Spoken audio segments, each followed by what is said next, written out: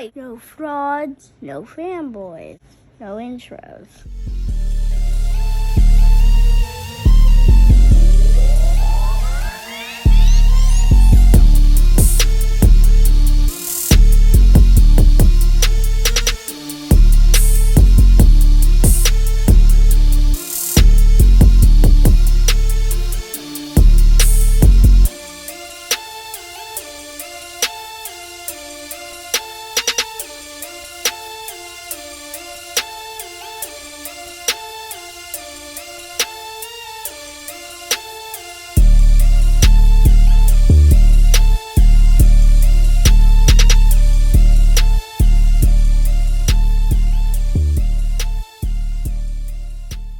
There's two main issues with this team.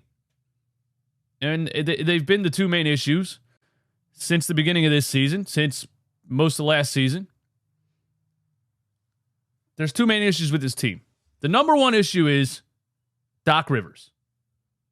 And I haven't said that for a while because of the month of March and because of what they looked like against the Brooklyn Nets in the first round. But let's be serious here. The Brooklyn Nets were not even a play-in team. They wouldn't have even been there if Kevin Durant and Kyrie Irving weren't on the squad the first half of the season. That was a step above a G League team. It was Mikal Bridges, Cam Johnson, and some G Leaguers. And so I haven't said anything about Doc. And it's not really about Doc's rotations. It's not like he did anything crazy last night that made me say, you know, what's this guy doing? He's making the craziest, weirdest substitutions. We got to get him out of here. It's not even about that. Because he believes in Paul Reed now. You know, it seems like he's doing all of the things that I thought he should be doing lineup-wise the whole season. He figured that out in March, and he's doing it now. The main issue with Doc Rivers is this team's discipline and focus. And when you have a team that is undisciplined and unfocused, not just a little bit, I mean one of the most undisciplined, unfocused, attention to detail, attention to fundamentals teams in the entire NBA, it goes back to the coaching. It goes back to what are you doing in practice? What are you doing in film study? What do you do? Are you even doing any of that? Or are you just clocking out after a game and going and calling the golf course and setting up your tee time? The main reason Doc Rivers is an issue right now is that this team lacks discipline and focus. Communication. I mean, last night, several times I saw on the floor, there was two guys in the corner at the same time. There was a play where, I don't remember the exact players, I think it was Maxey and PJ Tucker ran into each other in the corner. When Harden was driving and trying to kick it out, they ran into each other in the corner, bro.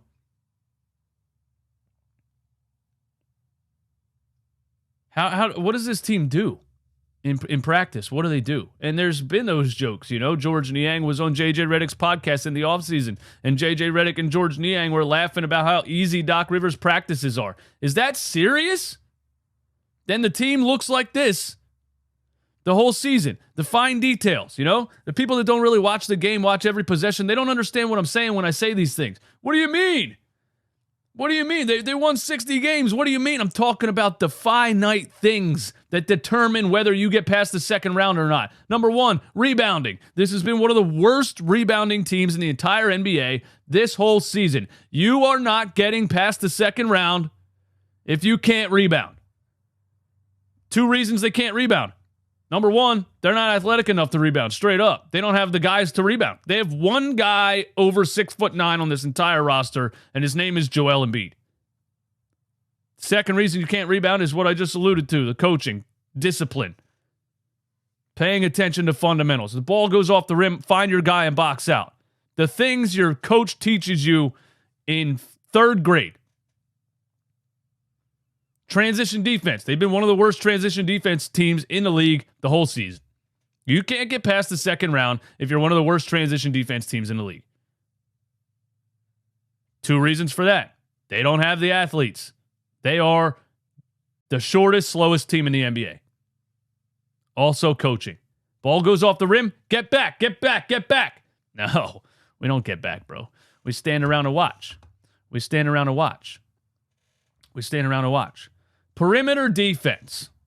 Now, I know people have been talking about the net rating on this team for a long time. I know people have been talking about, oh, look, the Sixers are a top 5 defensive team in the league. What are you talking about? Their defense isn't good. This is another reason those advanced stats need to go out the window, because it still tells me in the advanced stats that Nikola Jokic is a better defender than Joel Embiid. So crumble it up and throw it away. Their perimeter defense isn't good. They can't rotate fast enough to guard the three-point line. 2 reasons for that. Number 1, coaching, communication, practice, repetition. Repetition. What do you do in a pick and roll? Are we switching? Are we hedging? Are we doubling around the screen? And where are we rotating? When we double around the screen, who's rotating?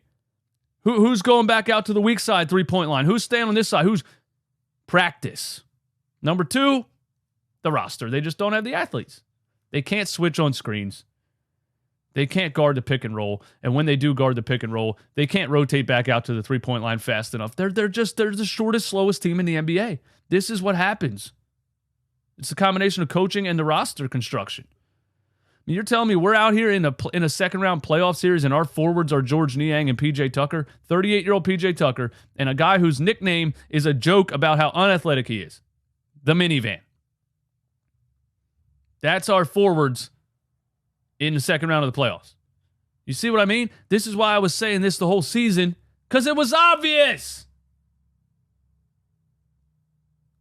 I don't understand. I don't understand why a team like the Orlando Magic has 7 6'10" athletes that can switch everything and play NBA basketball. And the Sixers have 38-year-old PJ Tucker, George Niang, Tobias Harris. I mean, the James Harden can't rotate anywhere. The roster, this roster was never going to beat the Boston Celtics. And game 1, we got it together in game 1 because we started picking up the pace and shooting threes like they were shooting threes, and they started missing in the second half. But we started the game in game 1 the same way we started the game in game 2, the same way we started the game in game 3. Wide open shots all over the floor. Look at the plays the Boston Celtics are running. There was a play where Jaylen Brown got a screen from Marcus Smart. We doubled Jaylen Brown around the screen. Marcus Smart cut into the lane. Jaylen hits Marcus Smart in the lane.